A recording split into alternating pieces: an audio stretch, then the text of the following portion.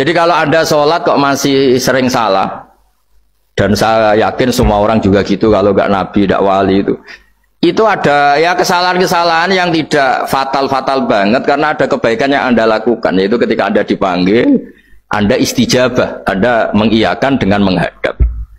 Ya itu sudah bagus. Nah setelah menghadap ternyata disuruh apa itu tidak nurut. Disuruh apa gak nurut itu satu kesalahan yang tidak mengganggu poin pertama tadi, Anda menghadap.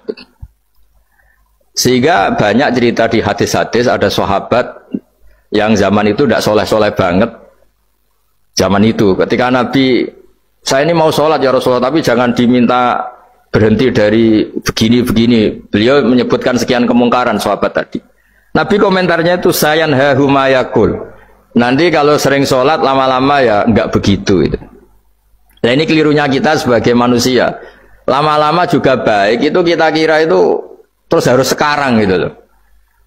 Ya itu keliru, harus sekarang itu keliru. Bisa saja kita ini setiap sholat pasti sudah ditulis Allah, nanti itu mati baik. Lala nanti habis asar sebelum kita maksiat sudah mati, habis sisa sebelum kita maksiat lagi sudah mati. Jadi barokahnya sholat itu ada waktu yang potensi ya, potensi sholat itu akhir kenangan kita, sholat itu identitas kita, sholat itu status kita. Nah, karena kita sholat itu pakai niat, niat itu komitmen. Sementara kalau Anda maksiat itu tidak pakai niat, karena zallah. Zallah itu ya ada niat maksiat, tahu-tahu mungkin di bis ketemu orang cantik, terus agak jelalatan. Tapi kan tidak niat, tapi kalau sampai sholat kan datang ke masjid, bayangkan diimami ini, nanti kamu takbir, nanti kamu baca ini, baca ini. Jadi benar-benar komitmen. Itu status kita. Kata Said Zabidi disebut mautinuhu wa haqiqatuh. Baiknya umat Islam itu kalau taat itu mautinu, itu alamat resminya, itu statusnya, kata Said Zabidi. Tapi kalau dia maksiat itu zallah, zallah itu kepleset. Jadi tidak pernah jadi status kita. Semoga semua maksiat kita ini tidak status, tapi zallah. Tapi ketika taat itu status, hakikat kita. Maka fal'ubudiyah ya haqiqatuh wa mautinuhu wa dhatuh. Ini kata Said Abdul Az-Zabidi pengarang Ithqal. Orang Islam itu orang yang ketika ibadah itu identitasnya.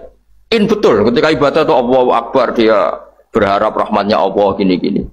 Nah ketika salah dia zallah. Dia ngantor ya ada niat korupsi, dia ingin membenahi negara ini. Dia nyai juga agak ingin macam-macam. Ya tapi karena manusia terus ada zallah-zallah. Nah semoga semua kesalahan kita ini zallah. Zallah itu ya cara Jawa kepleset, tidak mental. Dan semua kebaikan kita ini mental, yaitu kebaikan yang jadi tempat kita, identitas kita, haqiqatuh wa mautinuhu wa dhatuh. Tapi jangan pernah berpikir kalau apa artinya sholat kalau kita masih melakukan kemungkaran, itu salah besar. Sholat itu wajib, dengan Anda sholat itu sudah mengurangi kemungkaran Anda, karena Anda tidak melawan ketentuan Allah Ta'ala. Kayak kita orang Indonesia, meskipun kita koruptor, mau jadi KTP Indonesia sudah bagus, kita mau jadi warga Indonesia, meskipun setelah itu kita korupsi, dan salah, tapi lumayan jadi mau jadi warga apa? Indonesia. Orang mau sholat artinya dia menstatuskan diri sebagai hamba Allah. Teken kontrak, kalau saya ini hambamu ya Allah, anta robbi, iya karena butuh, iya karena stain.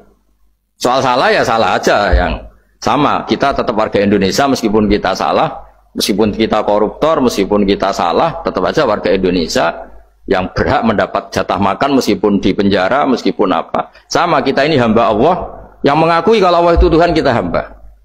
Dan barokahnya pengakuan itu insya Allah di cerita-cerita syafaat, kalau kita dosa atau apa insya Allah dapat syafaatnya Rasulullah SAW, karena kita tidak pernah lari dari status kehambaan. Ini yang harus dipegang. Makanya status kehambaan ini nggak boleh hilang. Kita harus sering bilang Robbi, Robbi, Tuhanku yang merawat aku, yang memberi aku. Dengan demikian kita menjaga status kehambaan kita. Dan status hamba ini yang menjadikan orang layak masuk surga, yaitu fadkhuli fi ibadi, kamu harus resmi menjadi hambaku, baru ada perintah wadkhuli jannati. Kalau menjadi hamba aja nggak mau, kita punya keangkuhan, punya keinginan yang mulu-mulu, sehingga seakan-akan kita ini Tuhan. Nah, itu tidak menghamba. Kita harus fadkhuli fi ibadi, baru wadkhuli jannati. Saya kira demikian, semoga ini manfaat.